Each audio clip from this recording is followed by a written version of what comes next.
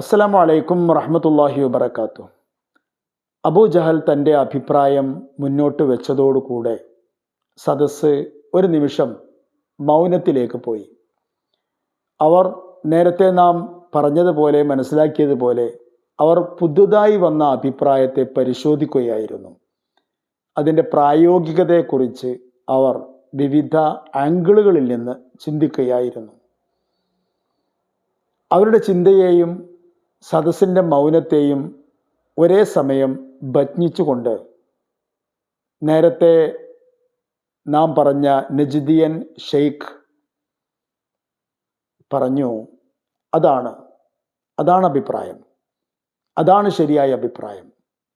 ആർക്കും പ്രയാസമില്ലാത്ത, ആർക്കും പേടിക്കേണ്ടതില്ലാത്ത ഏറ്റവും നല്ല അഭിപ്രായമാണ് അദ്ദേഹം പറഞ്ഞിരിക്കുന്നത് എന്ന് പറഞ്ഞു. അതും കൂടി ആയപ്പോൾ എല്ലാവർക്കും അതിനോടായി താല്പര്യം. മാത്രമല്ല, ഇവിടെ ഉന്നയിക്കപ്പെട്ട അഭിപ്രായങ്ങളിൽ ഏറ്റവും സുരക്ഷിതമായതും ഏറ്റവും ഫലപ്രതീക്ഷയുള്ളതുമായ അഭിപ്രായം ഇതാണ് എന്നെല്ലാവർക്കും അറിയാമായിരുന്നു. പക്ഷെ അത് നടക്കാൻ അതിൻ്റേതായ പ്രയാസങ്ങൾ, സാഹസങ്ങൾ ഒക്കെ വേണ്ടി വരും. പക്ഷേ എങ്കിലും അതാണ് നല്ല അഭിപ്രായം എന്ന് എല്ലാവർക്കും ബോധ്യമായി. അതുകൊണ്ട് അത് അങ്ങനെ നടപ്പിലാക്കാം എന്ന് എല്ലാവരും തീരുമാനിക്കുകയും ചെയ്തു. അതേസമയം അല്ലാഹു സുബ്ഹാനഹു വ തആല ഇതെല്ലാം വീക്ഷിക്കുന്നുണ്ടായിരുന്നു.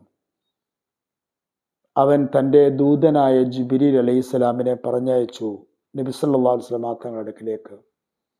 നബിയെ, ഹിജറ പുറപ്പെടാൻ യഥ്രിബിലേക്ക്, മദീനയിലേക്ക് പലായനം ചെയ്യാനുള്ള സമയം ആസന്നമായിരിക്കുന്നു എന്ന വിവരവുമായി. ജിബ്രീൽ അലൈഹിസ്സലാം അതെപ്പോഴായിരിക്കണം എന്നതുകൂടി സൂചിപ്പിച്ചു. ഫലാ തുബിത് ഫിൽ മക്കാനില്ലദീ തബീതു അലൈഹി, നിങ്ങൾ സാധാരണ കടക്കാറുള്ള ആ സ്ഥലത്ത് അടുത്ത രാത്രിയിൽ നിങ്ങൾ കടക്കാൻ പാടില്ല എന്ന് ജിബ്രീൽ അലൈഹി സ്വലാം പറഞ്ഞു. എന്ന് പറഞ്ഞാൽ ഇന്നത്തെ ഈ രാത്രി കഴിഞ്ഞാൽ, ഇന്നത്തെ ഈ ദിവസം കഴിഞ്ഞാൽ ഇനി വരാനിരിക്കുന്ന രാത്രി നബി അവിടെ കടക്കാൻ പാടില്ല. നബി അപ്പോൾ തന്നെ ഹിജറ പുറപ്പെട്ടിരിക്കണം. ഇതായിരുന്നു അള്ളാഹുവിൻ്റെ തീരുമാനം, അള്ളാഹുവിൻ്റെ നിർദ്ദേശം.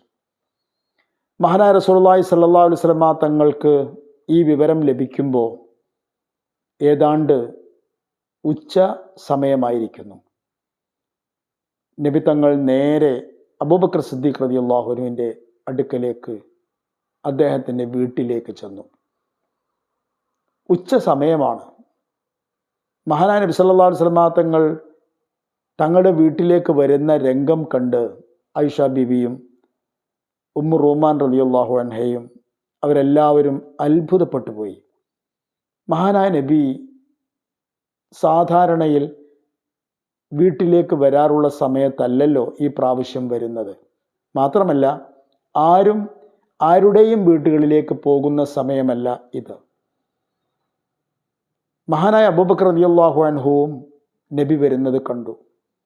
അദ്ദേഹം മനസ്സിൽ പറഞ്ഞു, ഇത് ഒരു പ്രത്യേക വരവാണ്, ഏതോ ഒരു പ്രത്യേക കാര്യവുമായി കൊണ്ടുള്ള വരവാണ്. അബൂബക്കർ റളിയല്ലാഹു അൻഹുവിൻ്റെ വീട്ടിലേക്ക് കയറുമ്പോൾ മഹാനായ നബി സല്ലല്ലാഹു അലൈഹി വസല്ലം തങ്ങൾ അഭിവാദ്യങ്ങൾ നടന്നതിന് ശേഷം പറഞ്ഞു, അബൂബക്കർ, നിങ്ങളുടെ അടുക്കലുള്ളവരെ തൽക്കാലത്തേക്ക് ഒന്ന് മാറ്റി നിർത്തുക. അബൂബക്കർ റളിയല്ലാഹു അൻഹു പറഞ്ഞു, നബിയെ, അതൊക്കെ നിങ്ങളുടെയും കുടുംബാംഗങ്ങൾ തന്നെയാണ്.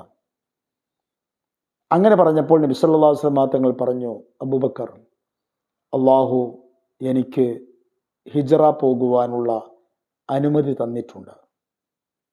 അത് കേട്ടതും മഹാനായ അബൂബക്കർ റളിയല്ലാഹു അൻഹു ചോദിച്ചു, അസ്സുഹ്ബത യാ റസൂലല്ലാഹ്, എനിക്കും അങ്ങോടൊപ്പം വരാൻ കഴിയുമോ? മഹാനായ നബി സല്ലല്ലാഹു അലൈഹി വസല്ലം തങ്ങൾ പറഞ്ഞു, തീർച്ചയായും താങ്കളും എന്നോടൊപ്പമാണ് ഹിജറക്ക് പുറപ്പെടുന്നത്. ആ കാര്യം പറഞ്ഞ് മഹാനായ നബി സല്ലല്ലാഹു അലൈഹി വസല്ലം തങ്ങൾ വീട്ടിലേക്ക് മടങ്ങി. അബൂബക്കർ റളിയല്ലാഹു അൻഹുവും നബി സല്ലല്ലാഹു അലൈഹി വസല്ലം തങ്ങളും തങ്ങൾക്ക് പുറപ്പെടാനുള്ള സമയം കാത്തു നിൽക്കുകയാണ്. അതേസമയം ഖുറൈശികൾ ആ പകലിലും ദാറുൻ നദ്വയിൽ യോഗം ചേർന്നിരിക്കുകയാണ്.